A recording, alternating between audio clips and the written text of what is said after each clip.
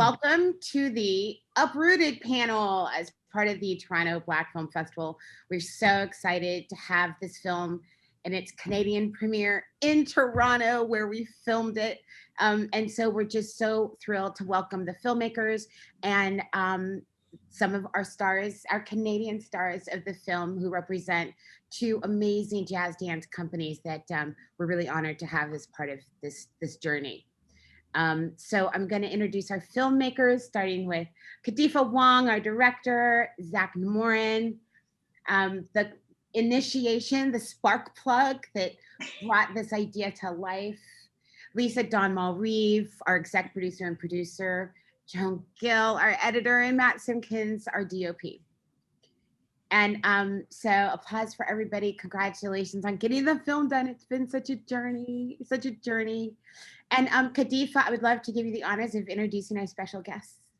Lovely. Well, it's my great pleasure to introduce Kimberly Cooper from Decidedly Jazz Dance Works and Natasha Powell from Holla Jazz, both who showed us wonderful hospitality and two different forms of jazz to show the depth and breadth of this wonderful art form. And we're truly very happy that we've got them here with us today. Hi, Kimberly. Hi, Natasha. Hi. Everyone. Thanks for joining us this morning, afternoon, night, wherever you are in the globe. It's a pretty international collection that we have here. So Zach, I'm gonna start with you. What was the moment? What was the thought? What was the source of inspiration? Well, I suppose one of my teachers, and actually all of our teachers, a lady called Jackie Mitchell, who kind of brought mathematics technique to kind of formalize training in the UK. She passed away, sadly, 5 years ago. And I always wanted to kind of like do something about jazz dance, especially as I took over as head of jazz after she passed, so at Millennium Performing Arts. So I kind of like met up with Kadifa. We happened to be working together in Dirty Rotten Scoundrels at the Savoy Theatre in London, and she had retrained and gone away and started being a film director, and I was like, I really want to do something about jazz dance, and she just went, absolutely, I'm on board. We must do this. Oh, so then we went and did a whole recce in New York, and Lisa Donmall-Reeve, our wonderful producer. I worked with Lisa as an educator at Millennium, and she absolutely went on board, and then kind of almost forced us to kind of broaden the horizons of the whole project. It was amazing, and had it not been for Lisa's kind of like input, we wouldn't kind of like it wouldn't have evolved into what it is today, I guess. Amazing. So Kadifa, tell us a little bit about your background, your journey into filmmaking, and kind of what brought you to that moment to know that you were the voice and that this was something you knew had to get made and that you had a platform. What was important to you to have this kind of platform? Sure. Well, I started my career as a dancer, so I was dancing, I spent all my life dancing, but got injured and knew that I had to retrain. But luckily enough, when you are dancing from a young age, retiring at 30 isn't actually that bad because you've had a really good run at it. So I felt good enough to sort of start a new career and tried a load of different jobs and landed on acting and producing, realized I didn't actually enjoy either of those that much, and was looking at the directors on set and was like, oh, that's what I want to do. That's the thing that was giving me the kick. And after making a few short films, when I met Zach, and he had the idea of doing a jazz dance documentary, I was like, well, this is a chance to put my two loves together.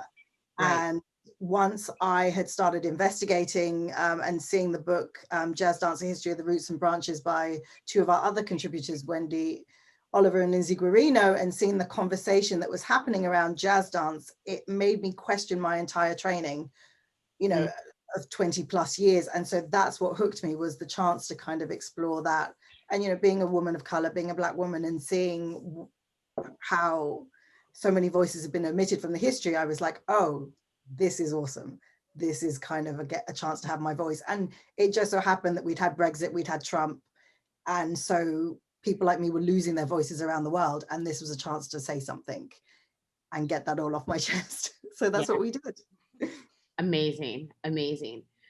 So Lisa, tell us a little bit. You come from the world of dance as well, and had been just into your first couple of forays into dance film. So the timing of this was spectacular and where you were in your journey. Yeah, I mean, I just made, after decades of performing, I just made my first short film that was all dance narrative the year before. So when Zach approached me, because he knew I'd shifted over to kind of behind the scenes, as we say,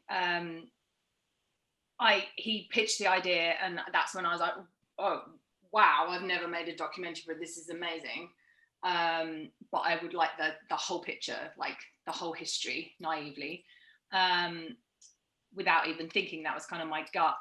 So, and again, just exploring the whole history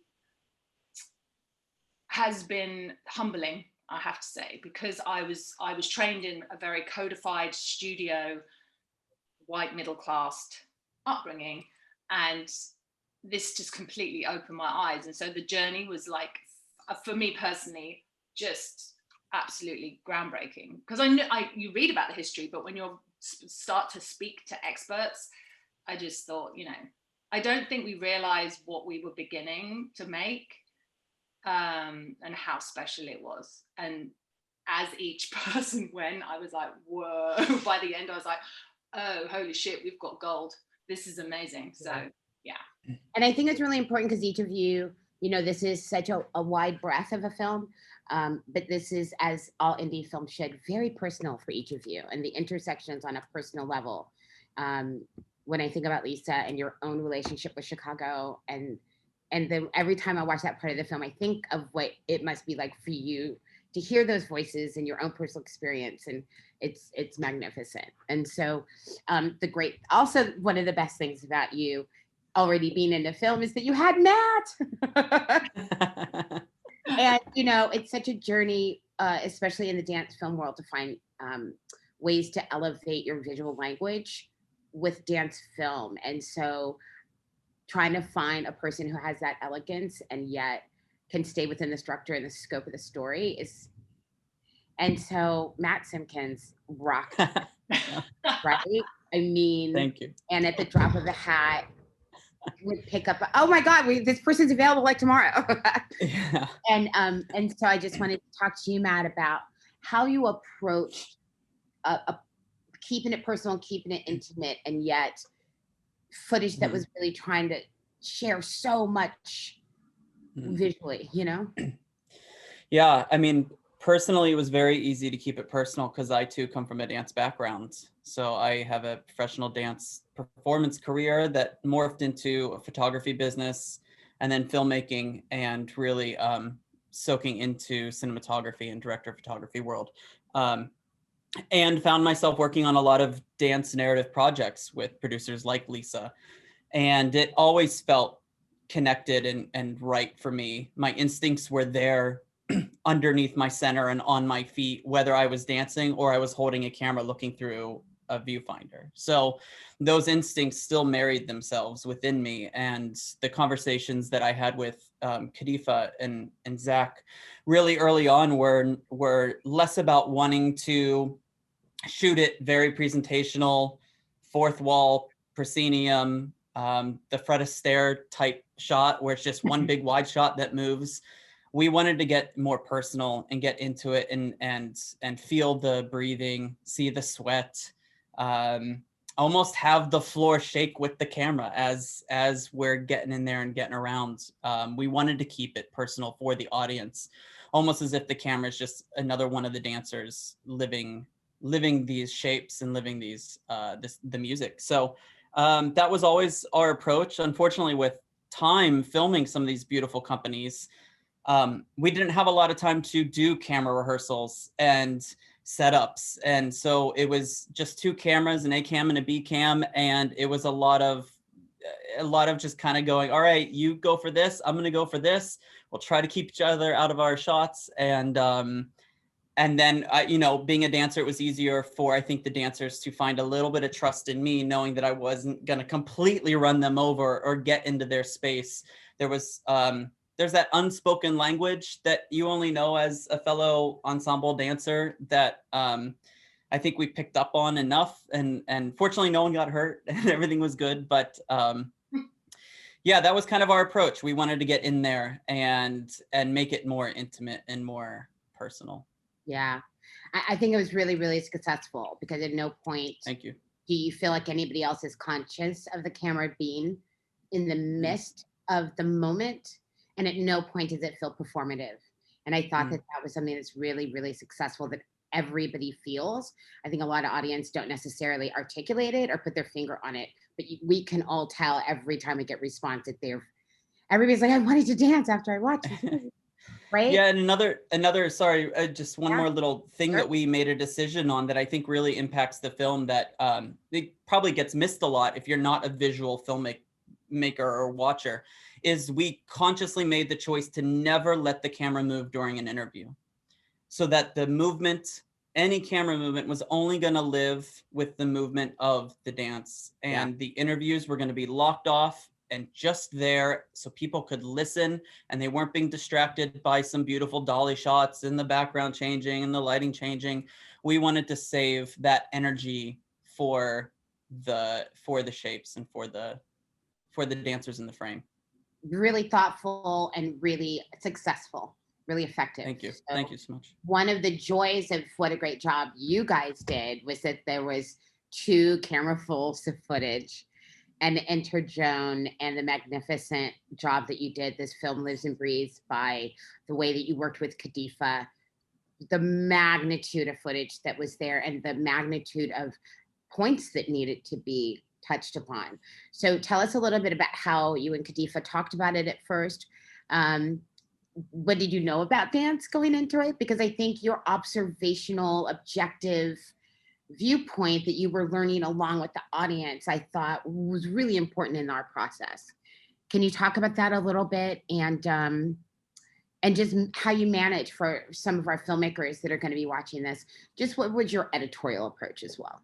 Yeah, well, so I'm not a dancer. I am extremely clumsy. I grew up playing soccer or football. So for me, I knew nothing about any sort of dance, which was a great learning process as I went along.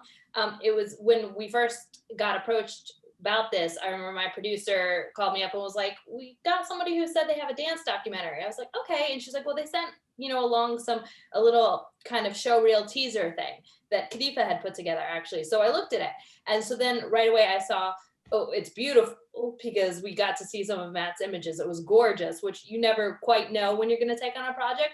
And then there were kind of like, the underlying history was popping out already. So I initially thought like, oh, okay, so this isn't just like, oh, yay, dance. There's something to it.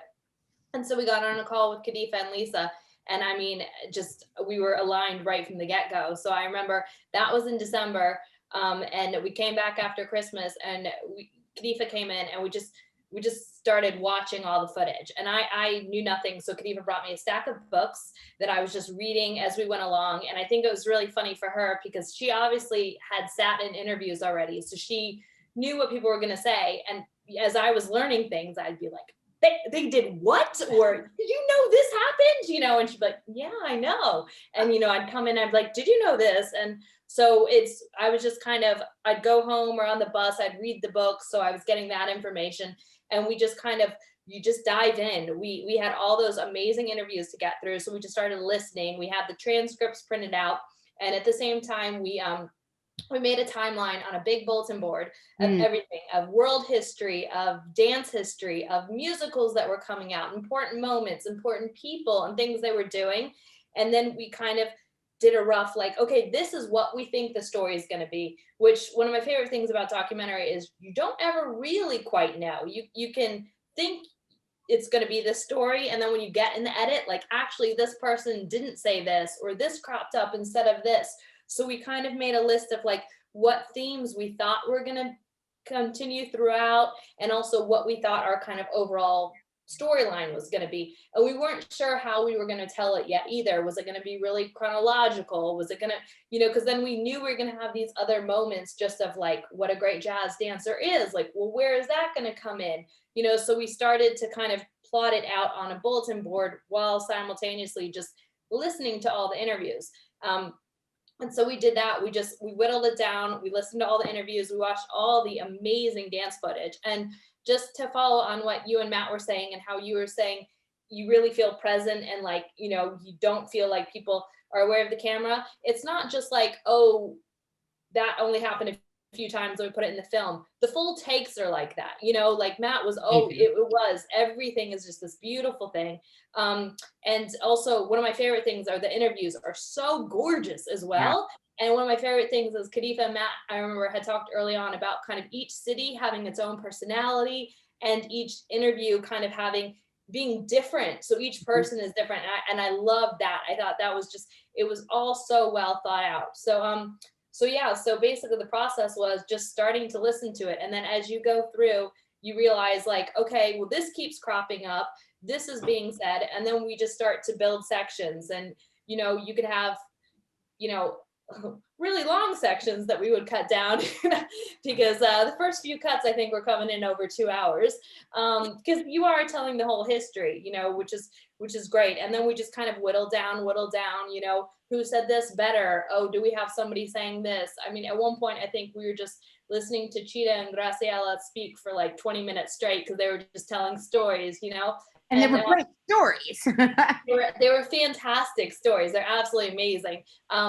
And one other thing that I really like about where I work is there was a really senior editor who I would show cuts to, and he, as a non-dancer as well, would say, this stood out to me, or, you know, and also because I'm from the US, so slavery history is a little more familiar to me than to him. So I remember he couldn't get over the drumming and the hands being cut off and it was just, it was really nice to see what stuck with him, especially because then I would be learning and then this was all new for him. And it was a really good way to be like, oh, actually Khalifa, he's stuck on this point, or he doesn't understand this and we do. So let's make sure he understands it, kind of thing. So it was a really nice way to check in with, and see how it was going. So how it was playing, really remarkable. I think one of the testaments that this was a conversation whose time it come was how responsive people were to Lisa and all of you when you started reaching out for interviews. And so the magnitude, and there's so many people that couldn't even fit in this film. We have so many people that hopefully can continue this conversation beyond that this film kind of sparks. So Lisa, talk a little bit about how you guys really started focusing on who to talk to and who was it important to kind of start your own research, your own navigation. And like, how do you get Cheetah to be in your movie? You know what I mean? Like, people are gonna, I mean, and that they all had so much to say about it and passionate and history, and that we were getting some of these icons, which I thought was really important. And with their perspective, they can now look back. I thought we really benefited from long view from many of our voices. Yeah, and I think there were different avenues for me. There was the book that had inspired and been part of the research, Jazz Dance, the history of the roots to branches. And in that, there's so many experts that we then approached, for instance, like Monsell and Melanie George and Bob Boros. Well, actually, Bob said you have to talk to Melanie, and Tom Ralabat said you have to talk. You know, everyone was like passing us on to people, which was amazing. So the jazz community, I have to say, really helped us expand from our initial kind of let's reach out to these people in the book. And Lindsay and Wendy were really supportive, who wrote the book. Then we have our careers, so our past careers, well, Zach's present career, but my past career, and Matt, literally like, okay, who do we know? Who's on our hit list? So, for instance, I've worked with Susan Stroman, I've worked with Al Blackstone, my husband's worked with Andy Blankenbuehler, I worked and performed with Cheetah, I'm that old. So they were kind of actually easy reaches for me, which was wonderful. And so immediately we had these names. And then because of, so Zach really wanted Cheetah, Khalifa really wanted Debbie Allen. So Debbie Allen was a little bit harder, but got her. So, but that was actually through Kim Morgan Green, who I'd met in LA. And then she was like, you want Debbie? I can get you Debbie. So I was just like, oh God. So everyone just led us to people, and it was amazing. And it started to be really organic. And then that led you to our Canadian guests. It indeed. Yeah. Indeed. And that was just, I think, it was like the cherry on the cake, because that they were our 2 last filming days, apart from like one pickup day, but Canada was our finale. And I am never more grateful to have made that happen, because the footage and just what we got from those 2 days it was amazing. Critical. And I think about the way that all came together, you know, in documentary filmmaking, when you think you're done. And for this magical opportunity to come up, and the way that the dance community in Toronto really came together to help us get there was really critical. And so I remember kind of learning about Decidedly Jazz Dance Works and the history and how it started. And I wrote it down, the intention to reignite an appreciation and love for the traditional values of jazz dance. That's like the beginning of their mission statement, and that they started in the late 80s. And I don't associate Toronto or you know, that there's a whole rich dance community in Toronto. And so it was such a great eye-opening for me. And so Kimberly, if you could speak a little to, you've been there almost since the beginning, and your journey to where you are now as artistic director. So can you tell us a little bit more about DJD, and then when you heard about this movie, what was important for you, you know, to be a part of it? Sure. Well, we're not even in Toronto. We're in Calgary. So we're Sorry. Yeah. which Way is on the other side. That's the other side of the country. So even more remote. Right. And rare, I think. I actually saw the first DJD show ever when I was 13 years old, and I always say I fell head over heels in love, like only a 13-year-old can. And somehow it worked out. DJD was born out of the University of Calgary dance program. The founding artistic director, Vicki Adams-Willis, and 2 of her graduating students, Hannah Stillwell and Michelle Moss, decided to make a company. Vicki Is it true it was 4 people originally? Is it true it was like only like 4 dancers? It was 4 dancers and 1 artistic director, and you know, that was 1984, and it was a bit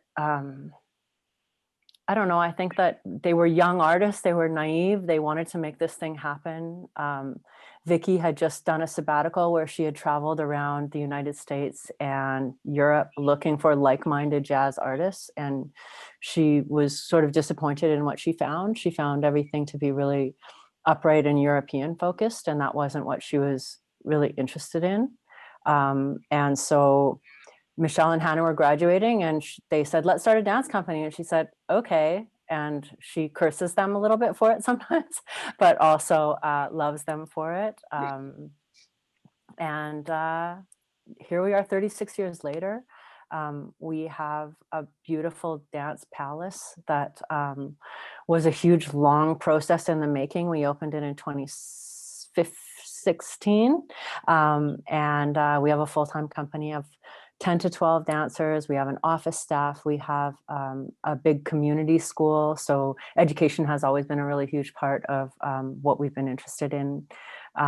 We have a professional training program. We have a Dancing with Parkinson's program, because we believe that as jazz is about community and about everybody dancing. So we try to facilitate that and make our community as big as possible. So having this space has really allowed us to do that. And I am so grateful that we are here, especially in this weird pandemic time, that we're not getting kicked out of a rehearsal space or anything like that. We're kind of, I'm knocking on wood, safe in our space as we are right now.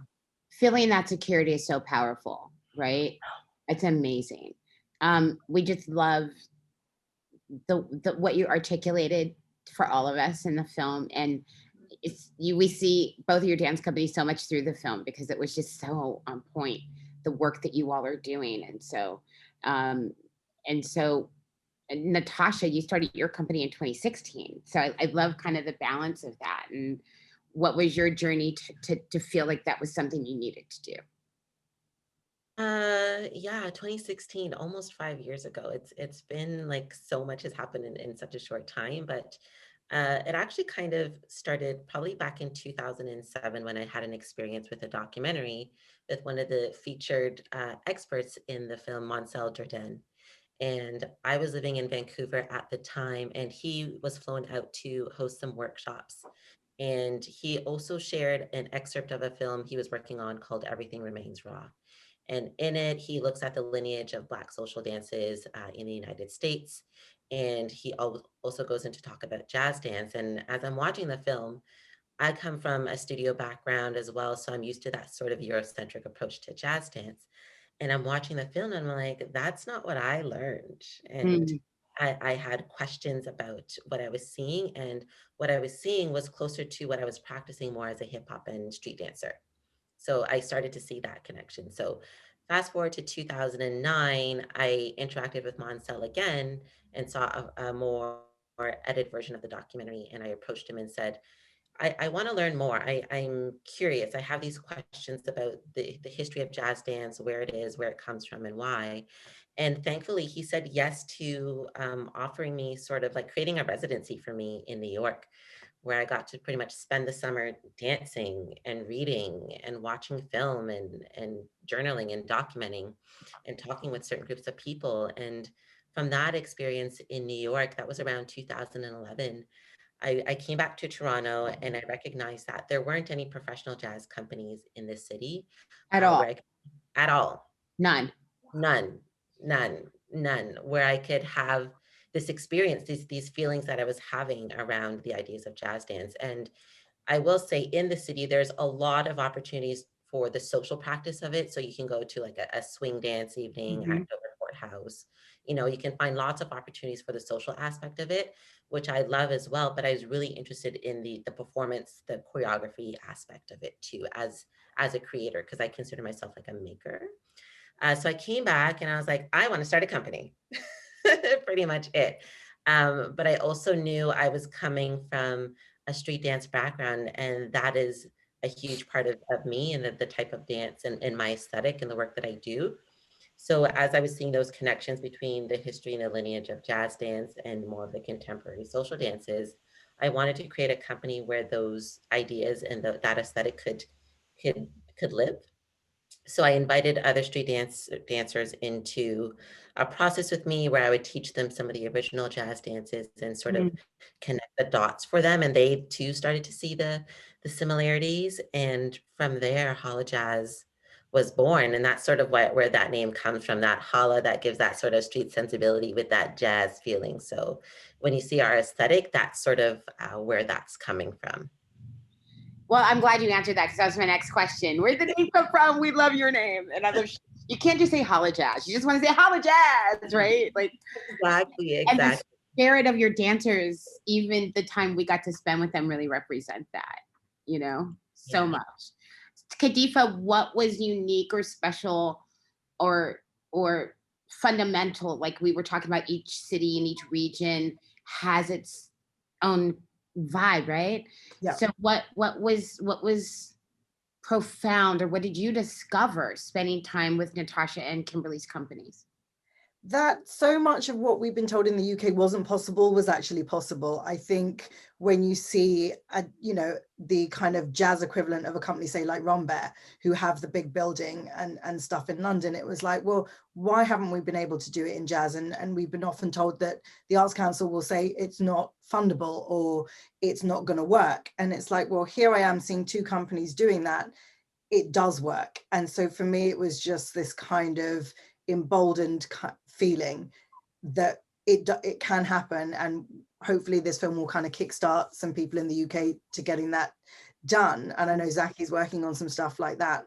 And so yeah, for me it just felt like I almost had it was a feeling of regret actually, because I think if I had known about DJD when I was dance training, I would have packed my bags and gone to Calgary, Right. because I was like, this is the kind of dance company that I was thinking that I wanted to be, but was looking for in the contemporary world. But that's not what they were. They weren't looking for bodies like mine. Yeah. But there were companies out there. And so, but back when I was dancing, we didn't have the internet, we didn't have YouTube, we didn't have the means to source these companies unless someone told you about it. And my sphere was just that small that I never sort of found out about it. So it was a mix of wonder and regret that I got stepping into these companies. And I'd almost moved to Canada when I was 16. So it was kind of like, oh, if I had moved, maybe I would have been being interviewed by Zach and Lisa and just been something else. That's amazing. So I think about, as this film is just starting out in the world, and the long term of it, and for Natasha and Kimberly, how can this film help your mission? Can you tell us why a film like this is important right now, and especially in the Canadian education system? I think culturally Canada's having, just like United States, a real reckoning around inclusion, around appropriation, around history, around first voices. Can you give us some perspective on how this can help you, and what the need is to keep your mission going or spark plug it to a new level? Natasha, why don't you answer first? Yeah, I think that's a really good question. I think the film is bringing a lot of questions, and people are questioning themselves and their work. And particularly, I find more like in the dance studio recreational level is where I'm starting to see questions about the way jazz dance is approached, how they teach it, how they teach the history of it. I'm starting to get the buzz about that. And I think that's because, I think it's directly because of this film. Wow. And because of the connections that people have made to, they see jazz dance and they're like, oh, okay, documentary about jazz dance. So they're gravitated to it. So now they're in, and now that they're in, now they're being exposed to the things that they haven't been exposed to in their teachings and in their learning. So my hope is that it can carry forward a conversation to embolden and bring forward a people that have been erased from this history. As that's the thing for me, is the erasure of people. And sometimes we use the word like Black and brown bodies, but these are Black and brown people with stories and experiences, and that they brought forward to these dances and are critical to these dances. So my hope is that this can spark more education around the way that we're sharing these historical dances, and that they're not just nostalgic, they're also present, that there's people practicing these dances right now, and that can continue forward into the future. So I think this film has definitely sparked that, and I definitely think that there's opportunity for that to continue to, that conversation to continue to live and keep going. That's amazing. Kimberly? Yeah, I echo what Natasha said for sure. I hope that this will spark a lot of conversations and a lot of curiosity, and a lot of people questioning their training and what they think they know and what they want to know. I think that the conversation that jazz dancers are having and have been having is so behind the conversation that jazz musicians are having. 100%. And so I hope we can catch up now. And so maybe this film will help expose people to some different ideas and things that they didn't know or didn't think about. So Absolutely.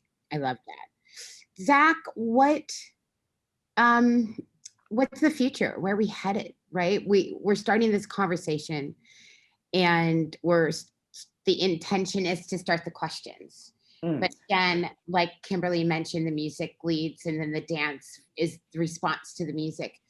So where is jazz? What is the future of jazz dance? How are you seeing it evolve or change? I think there's no accident that the film coinciding and are finishing the film as the reckoning on a global level of this social injustice that's happened for such a long time, which is something you guys have been navigating for the 2 years in making this film. Can you talk a little bit about your perspective on that, and how it just was unbelievable how this conversation erupted so big with the theme that was in our film? Well, and where are we headed? Where is it taking us? Well, I think the beauty of jazz dance is it's an open-ended continuum. It just continues to evolve over time. There are new influences, there are new styles, there are new kind of ways of working and educating. But the important thing, which is what I really hope for the film, is that, you know, is it Kimberly that said this? You know, in order to move forward, you have to look back and actually appreciate what it is that actually came before. And that's my biggest hope for the film. I really want people to get curious, actually, and Yeah. and almost like springboard off and go into each different genre or each different style in a deeper way. So maybe new filmmakers might kind of just take a section and kind of go deeper and make a documentary on it, or, you know, hopefully people will just get curious. And I think education is key, really. I Yeah. think we just kind of like continue to move along with the evolution, but pay homage and respect the past. What are you seeing in the primary and secondary level about, like, what are kids wanting to learn? What are they responding to? And Kimberly and Natasha, you're probably getting a lot of people touching dance for the first time at a younger age. You know, when people are searching for jazz dance or studying jazz dance, what's important to you that they're coming away with, even though they're not necessarily knowing what they need to know? You know what I mean? I think the important thing is just to be open. Mm.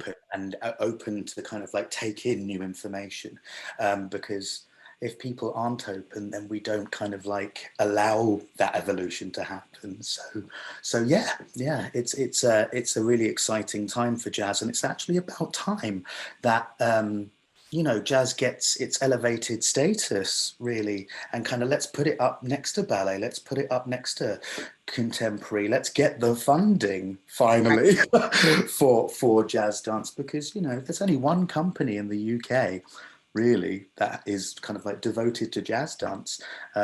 Hopefully I'm going to have another one, so hopefully there'll be a second soon, but yeah, no, just being open to evolution.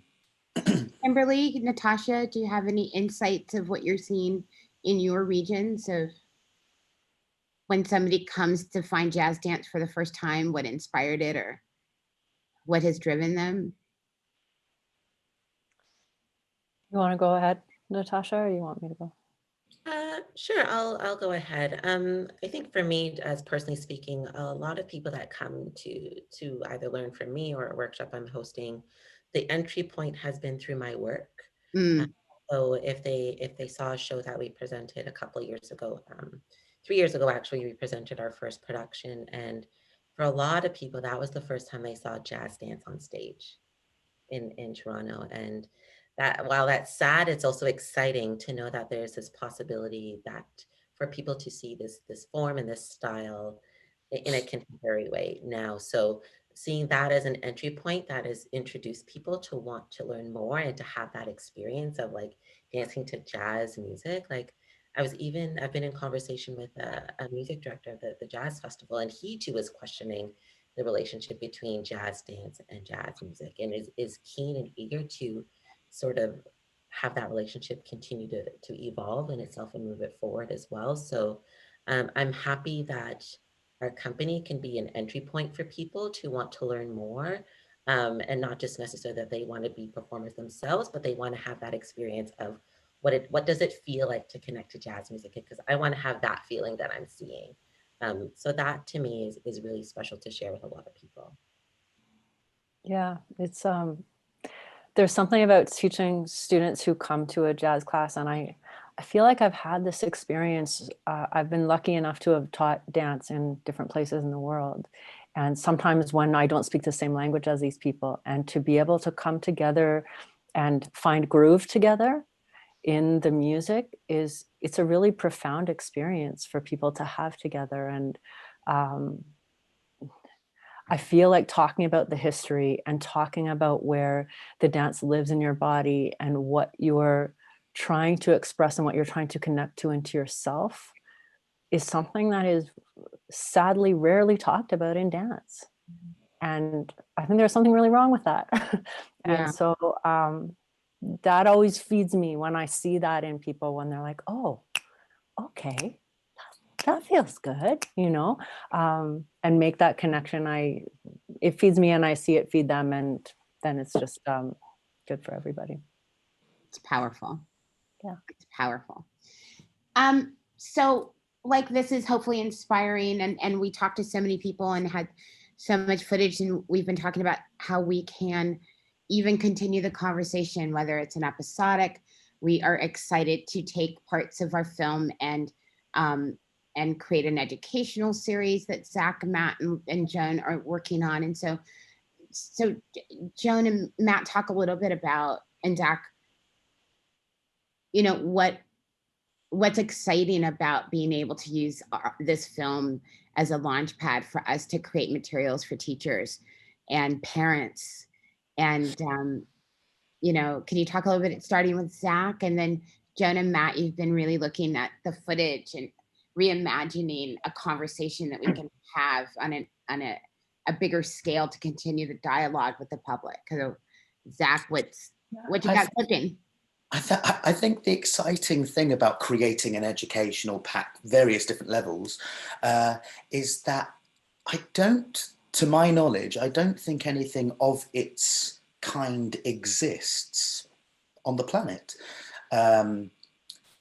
I may be wrong in that, but I don't believe that there is actually a kind of an educational, unless you're going to a college or whatever, or your institutions, and kind of like learning as you would do in a normal dance class. But jazz dance history is so rarely taught. So I think that's the most exciting thing. Let's start the conversations and watch it grow, really. Yeah.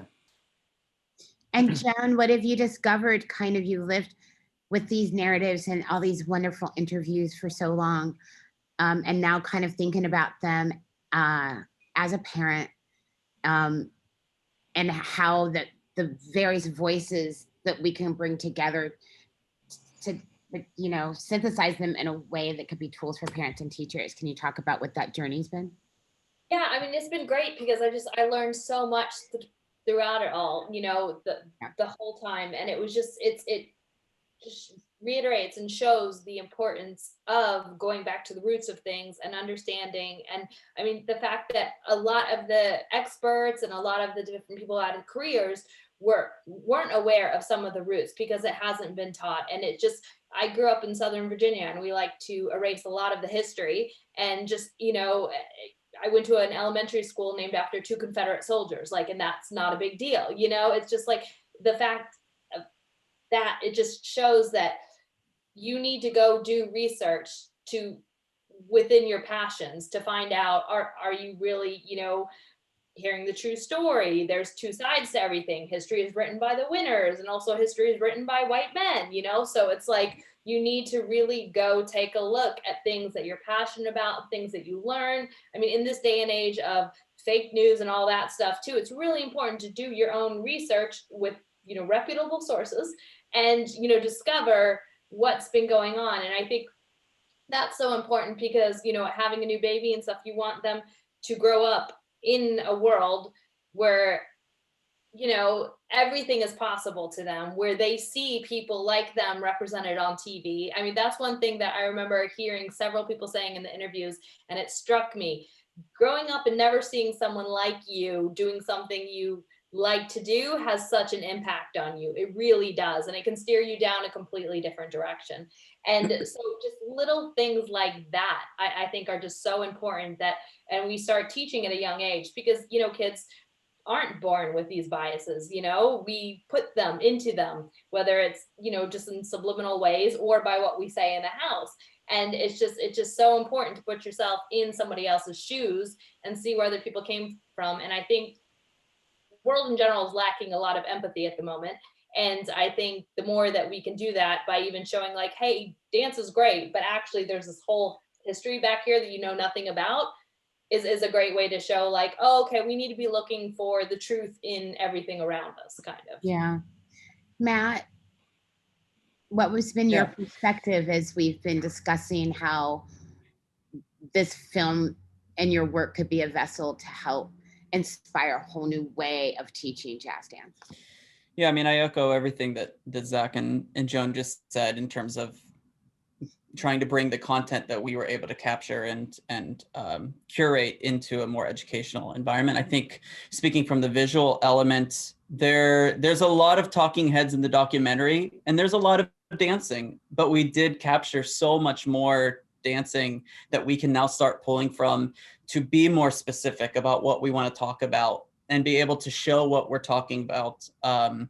So that's kind of been a fun thing to revisit a lot of the footage and the content that we weren't able to use in the initial 90 minutes, 93 to be exact. But I think, visually, dance on camera is having a renaissance because of technical abilities, because people have phones in their pockets, and there's TikTok, and there's So You Think You Can Dance, and the Strictly Ballroom, and there's all these dance programs. Yeah, it's like, yeah, I mean, yeah.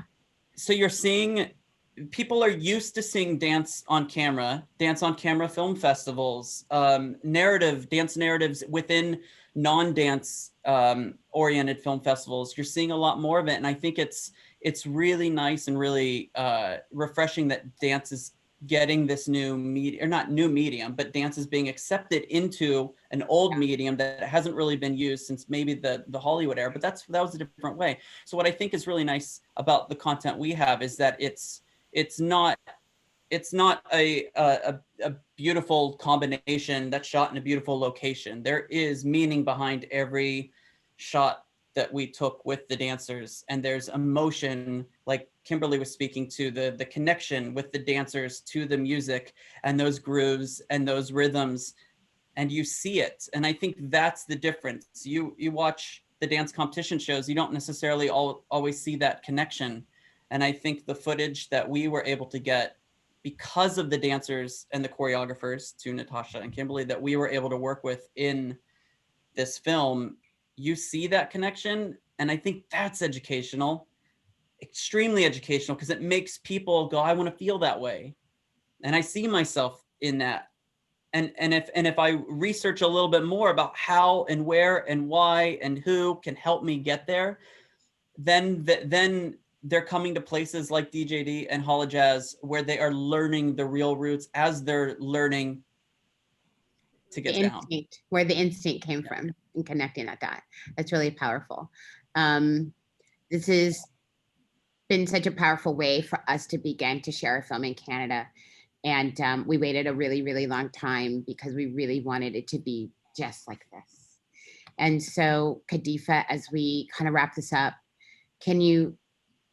is there any way that you can kind of share what it means to us to be at Toronto Black Film Festival, that this is our premiere, what you really hope people take out of the theater, their home theater with them, and hopefully next year we can be here in person with the film and all the dance companies and really bringing it to the streets. But what does this mean to you, and being at this festival, and what you really want the Toronto Black Film Festival audiences to keep in their heart?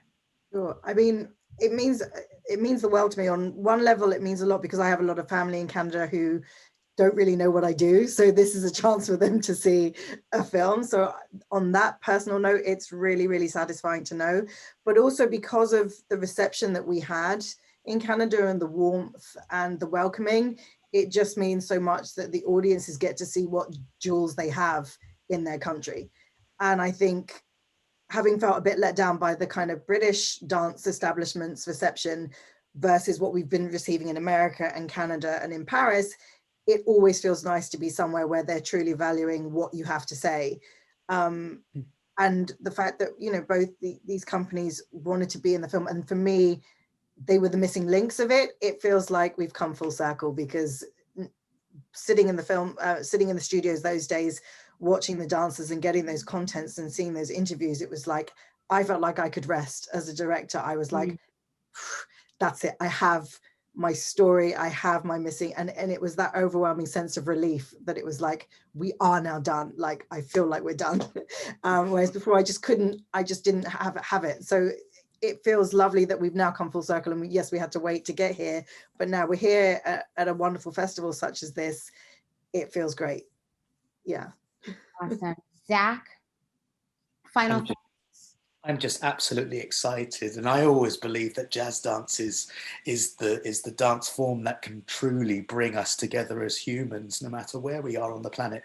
So, you know, because it's such a community-driven thing. So I'm just really excited that people hopefully will start working together and enjoying life through dance. Yeah. Well, Lisa, want to thank the Toronto Black Film Festival and this event, and us being able to spend time with you guys has been presented by Metro Movement. So can you tell us a little bit, Lisa, final thanks to Toronto and Metro Movement and who they are? Yeah, we wanted to obviously thank the Toronto Black Film Festival, everyone at the festival who's obviously wanted our film to be premiered with them, but also Metro Movement is co-presenting our film at the festival, and they've been really supportive. I have to say, because we premiered last night and then it continues on, but the response so far from the Canadians is like, my Instagram's like, the film's Instagram is like blowing up, and that's uprooted.film. And that I'm just like, oh my god, of course, because it's like another premiere, this is so exciting, it's been amazing. So I'm really grateful, because you know, we held it back from Canada for a reason, but we felt terrible because everyone was like, when can we see it?